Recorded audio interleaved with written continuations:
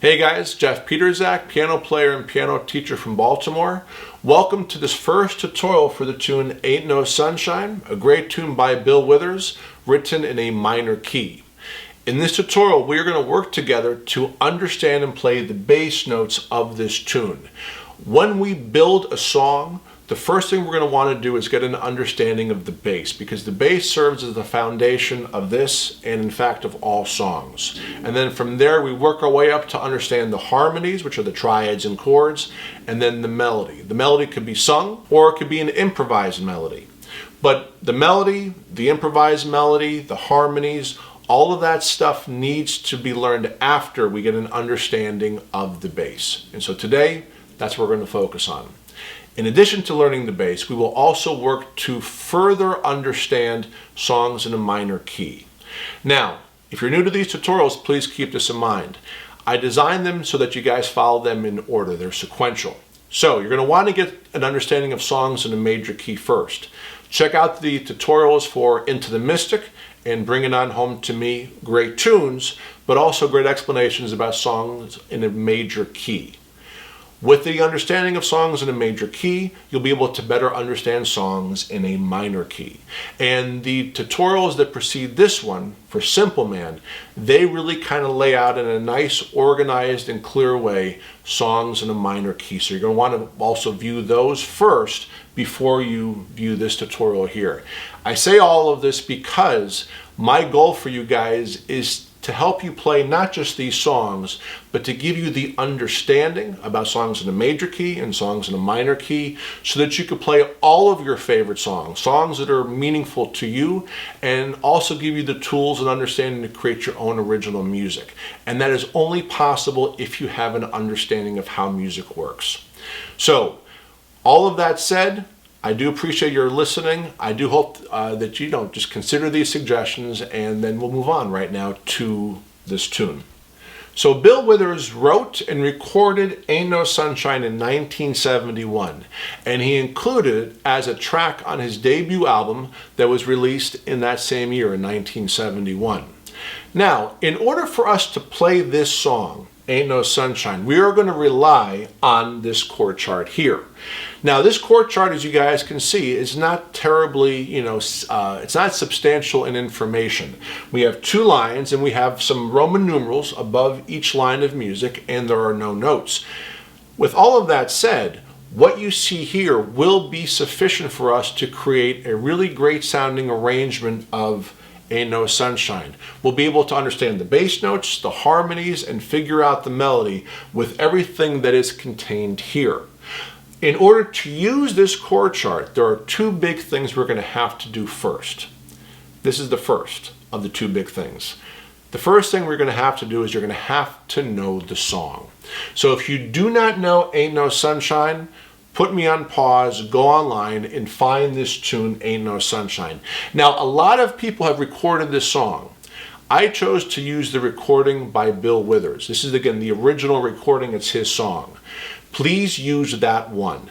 And I'd like you to use that one because the arrangement that I'm going to, let's say, create, that I'll use to teach this tune, will be from Mr. Withers' recording. And then furthermore, the key of the song that Mr. Withers uses in his recording is the key of the song that I'm going to use in my recording here. I want you guys to be able to play along with the recording. So, when you listen to the song, please use the version performed by Bill Withers. When you listen to the recording, listen carefully, listen actively, and do your best to internalize and put the song inside of you. And please be able to hum along with the melody, sing along with the lyrics, and if you could close your eyes, if you could just kind of play that song in your mind and have it just inside of you, that's your goal, okay? That is kind of the first thing you got to do. Now, the second thing is this. You have to know the key of the song.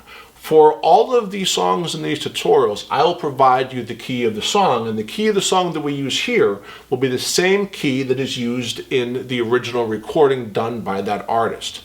Now, here's a quick review. The key of the song will be the notes of either a major scale or some minor scale. Now, I talked to you guys earlier about this. When a song is written in a major key, there is just one major scale. Now, the major scale can be played or started on one of any 12 different notes, but there is just one major scale. Now, when a song is written in a minor key, we will use a minor scale. Now, in Simple Man, we learned about the real or melodic minor scale, and then we also learned about the minor scales that come from the modes of the major scale, which are the Dorian, Phrygian, and Aeolian modes. Now, of the real or melodic minor scale, and then the Dorian, Phrygian, and Aeolian modes, those scales, we could choose to use any of those scales, or a composer could choose to use any of those scales to compose a song in a minor key. Many composers kind of gravitate to the notes of the Aeolian mode. Now, the Aeolian mode is also called the natural minor scale. That one scale is used because I believe most composers like the scale tones and how they kind of work together in the scale to kind of create notes for a melody. And then importantly, the composers like the related scales and the diatonic triads and chords that come from those scales and how they could be used in a song. So it's really about, for me, it's really about the harmonies. The natural minor scale produces related scales or modes, and from those related scales or modes comes the diatonic triads and chords in an order that composers like. And that's why the natural minor scale is really used to the extent that it is. And so for this reason, this song, Ain't No Sunshine, and then furthermore, all of the other songs and all of these tutorials that I will be sharing with you guys, when a song is in a minor key, the composers will be using the notes of a natural minor scale or Aeolian mode. That is the scale that composers gravitate to. Now, specifically with Ain't No Sunshine, this song is written in a minor key and it uses the notes of an A natural minor scale. So these scale tones right here, A, B, C, D, E, F, G, A, those scale tones right there, that's an A natural minor scale. And those scale tones will serve as the primary source of the melody for Ain't No Sunshine. They will serve as the primary source of the harmonies, which are all the triads and chords found in the song. And those scale tones will also help us understand the construction of this entire song. So just by knowing the key of the song will inform us of the natural minor scale, and that natural minor scale will help us understand the melody, the harmonies, and the construction of the entire song. Now, furthermore, I will share one more piece of information. All of the melody notes, all of the harmonies, all the triads and chords, everything we're going to play in this entire song will come from that one scale. There is not one note of the melody, not any triad or chord tone in the song that will come from outside of that scale. So again, knowing the notes of an A natural minor scale is going to be crucial for you guys to understand and play this song. Before I move to play the bass notes for Ain't No Sunshine, there's one last thing I'd like to review with you guys, and it is the concept of parallel major and related major. And the reason why these concepts are important is because I want to make sure you guys see that these scales do not exist and do not operate in isolation. They don't exist in silos. They are connected, and if you guys could see these connections, that will only strengthen your understanding really of how music works. So let's take the notes of an A natural minor scale. Now, we learned about in the tutorials for Simple Man, primarily the first tutorial, that the natural minor scale has a minor third, a minor sixth, and a minor seventh. And those notes are minor based on our understanding of its parallel major scale. So if we take those three notes, the minor third, the minor sixth, and minor seventh, and we raise them by a half step, we now get the notes of A major. A major is the parallel major scale to A natural minor.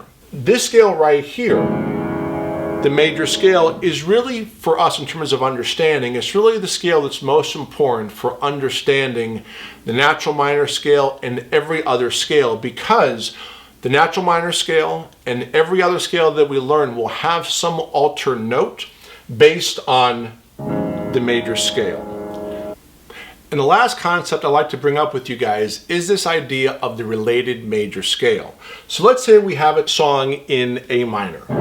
Here are the notes of an A natural minor scale. We learned in the first tutorial for Simple Man that there is a related major scale that begins on the third note of every natural minor scale. So if we go to the third note of an A natural minor scale, we have the note C. C is the minor third. If we start a scale on C, ended on C, and play just the notes of an A natural minor scale, these are all white keys. And lo and behold, we have now the notes of a C major scale. So C major and A natural minor are related because they contain the exact same scale tones. And why this is important is this: when a song modulates, when it changes keys, it is very common for the modulation to occur between the natural minor scale and its related major scale. And although we're not going to see that here in this song, I just kind of want to plant these seeds and get you guys thinking about this stuff, because when we get to these future songs down the road, we will see this modulation occur. So if you could just be aware of this idea now, it's going to help you once you see it in practice in some of these songs down the road. So I do appreciate your listening to this review. And again, the most important thing for me is that you guys get an understanding of how music works. Because although I could tell you, yeah, this is what this is, just do this, that's only going to take you so far. You're going to want to understand how all of this works, because it's the understanding that's going to allow you to do all of the stuff you want to do, play all your favorite songs, and create your own music. So now let's play the bass notes for the song. And in order to play the bass notes, we have to be comfortable with the notes of the A natural minor scale in our left hand. So if you have not done this already, you could do this with me right now. You could use the 5 fingers of your left hand and then the 3 fingers of your right hand and cover the scale tones. And you can simply play them and sing the notes. Now, singing the notes is important because it's going to help you to train your ear, and it's going to help you learn the names of the notes. So I'd like you to do this. A, B, C, D, E, F, G, A. And once you ascend, you're going to want to descend. A, G, F, E, D, C, B, A. So you're going to want to do this a bunch of times, just so you get comfortable with the notes, with singing them, doing your best to match the pitch. And then after you sing the notes, I also want you to be able to sing the number that corresponds to the scale tone. And so I'd like you to do this. 1, 2, minor third, 4th, 5th, minor 6th, minor 7th, 8th, and then you descend. 8th, minor 7th, minor 6th, 5, 4, minor 3rd, 2nd, 1st. And the reason why we do this is because even though we are playing the song in A minor, I want you to be aware that the sounds of these scale tones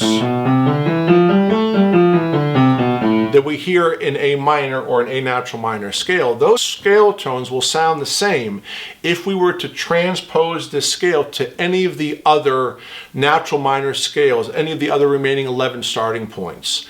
So by having this sound in our ear, that sound is global. It exists among all of the 12 different natural minor scales.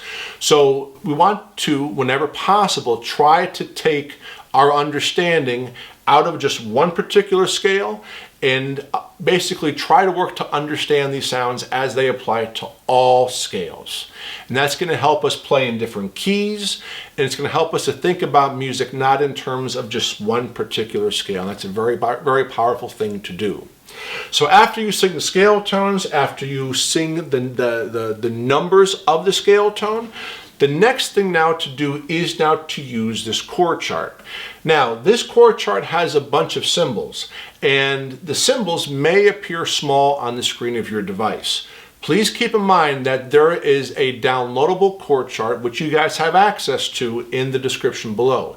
If you click the link, you'll be able to get this chord chart here, but in a full screen size version for you guys to use while you practice. So just please keep that in mind. Now, this chord chart has a few Roman numerals. They are the Roman numerals 1, the Roman numerals 4, the Roman numerals 5, and the Roman numerals 7, which is the letter V, and then I, or 1, 1. Those are the Roman numerals found in this song. Now, these Roman numerals correspond to the notes of the natural minor scale that's being used as the key of the song. Now, again, we could use any natural minor scale to kind of plug in the scale tones for these Roman numerals. We're just using the notes of an A natural minor scale. So the Roman numeral 1 corresponds to the note A. The Roman numeral 4 corresponds to the note D, which is 1, 2, 3, 4. Roman numeral 5, the note E. And the Roman numeral 7, which is preceded by the flat sign, that Roman numeral 7 preceded by the flat sign refers to the minor or flatted 7th note of the natural minor scale. If it were a major 7th, it would just simply be the Roman numeral by itself. But because that flat is there, that tells us that we're using the minor or flatted 7th note from the natural minor scale. Now, the minor or flatted 7th note of an A natural minor scale is this white key here. It's a G. Now, it's not a G flat. It is simply the note G, because G is the minor or flatted 7th note of an A natural minor scale. So please don't be confused when you see that flat sign. That flat sign does not refer to any one of these black or white keys. It just refers to the notes of a natural minor scale. So G, when you see the minor or flatted 7th note, that's what you're going to play as G. Now, some of these harmonies are in parentheses. What we're going to do while we play this chord chart, the bass notes, we will be playing the notes in parentheses, okay? So that's going to occur in the first line, twice in the first line, and then once in the second line. We'll be playing the notes in parentheses. So now, since we practiced the notes of an A natural minor scale on the keyboard, we sang the scale tones, we know the number that corresponds to each scale tone, and furthermore, we now understand how these Roman numerals correspond to the scale tones. The next step now is to play the chord chart using our left hand. So this is what I would like you guys to do. Please put your thumb of your left hand on A, the first note. Use your pinky finger to play the 4th note, which is D. Your 5th, or rather your ring finger to play E, which is the 5th note. And then G, which is the minor or flatted 7th note, you're going to be using your pointer or your index finger. So you guys could do this with me. 1, 4, 5, minor 7th, 1. And you guys could do that a bunch of times and just to get comfortable with these scale tones. And you could sing again the number. 1, 4, 5, flatted 7th, 1. And you could do that. And you could also name the note names. A, D, E, G, A. Just do that a few times. Now the next thing to do is to play these scale tones as they appear in the chord chart. When we see the Roman numeral 1, we play A, Roman numeral 4, D, Roman numeral 5, E, and then the minor or flatted 7th, we play a G. We're going to do this very slowly. You guys could either do this with me, or you could watch as I do that and then do it on your own. And so we're going to start and go very slowly. So if you know this song, you know that Mr. Withers is going to sing. So there's going to be a pickup measure. There's going to be a bunch of notes that are going to be played prior to the bass note playing. Now, I did not write that in, and the reason why I did this is only because if we know this song, you're not going to need any additional words. Again, the chord chart is just a very basic, not even rudimentary, but a basic guide of the song. It's accurate, but it doesn't have to communicate more than it needs to. If you know the song, your ear is going to tell you that Mr. Withers is going to sing, "Ain't no sunshine when she's gone," and then you start in. And so therefore we have to wait for the melody to occur, and then we start with the boom. The bass note comes in when it comes in, and you're going to know when to play it, okay? So guys, I'm going to play very slowly. I'm going to take my time, and I'm going to call out the names of the scale tones while I play. And this is going to be important for you guys as you work to train your ear. I want you guys to hear the relationship among 1, 5, flatted 7th, 1, and then 1 goes to the 5, to the 4, and then da, da, 1. So hearing those relationships, that's going to be important for training your ear. So I will call out the names of the notes while I play. And then when you guys are playing, I want you guys to do the same. Okay? So we're going to start. One and 5, flatted 7th, 1. 1 and 5, flatted 7th, 1.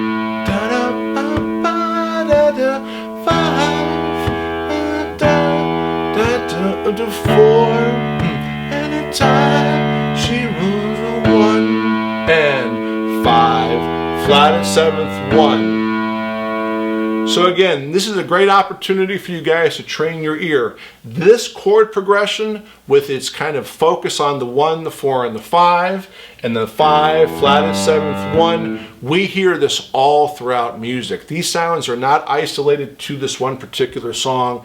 They are literally in thousands upon thousands of songs. So if we can work to train our ear and recognize these sounds, it's going to help us play, again, not just this one song here, but so many other songs written in a minor key, and it's also going to help you create songs that are original, songs that you want to make on your own.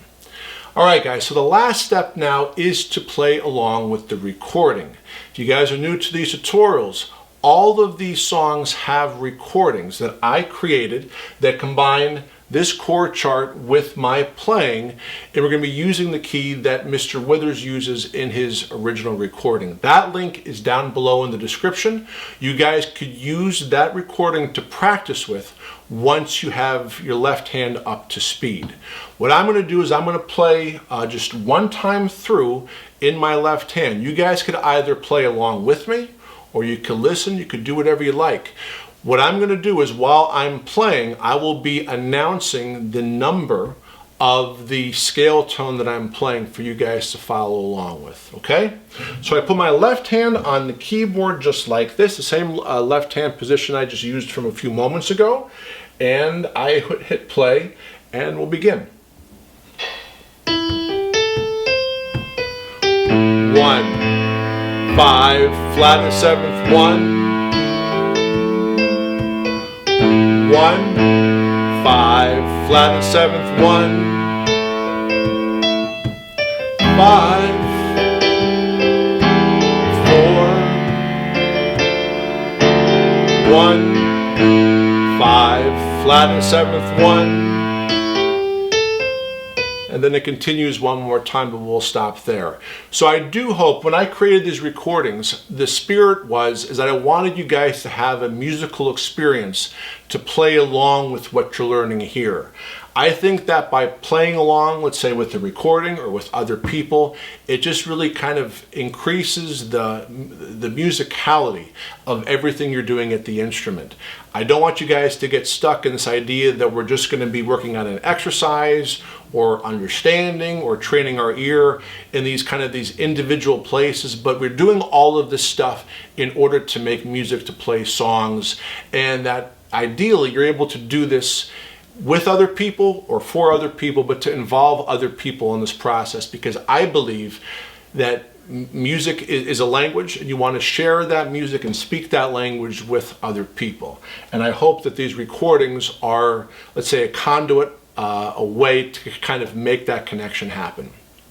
Alrighty guys, this is where we will stop for today.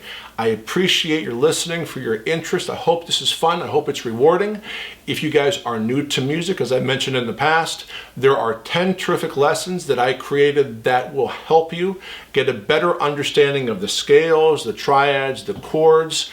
It's just going to help you understand how all of this stuff works, and it will make these tutorials much more enjoyable because you will have a foundation of music. And that also goes for people who have a classical background. You may not have an education or this type of education that allows you to play music this way. So those 10 lessons will be helpful to a lot of different folks, I believe. And the link to those 10 lessons at alrotra.com, that link is below in the description as well. So I leave you guys here. Remember the downloadable chord chart, the recording, it's also in the description. And again, please work on the material. Please play, please enjoy sitting at your instrument, figuring this stuff out, singing, messing up. It's okay if you're not, this doesn't need to be perfect. Just enjoy the process of making music and work on the material, have fun, and I look forward to seeing you guys very soon in the next tutorial.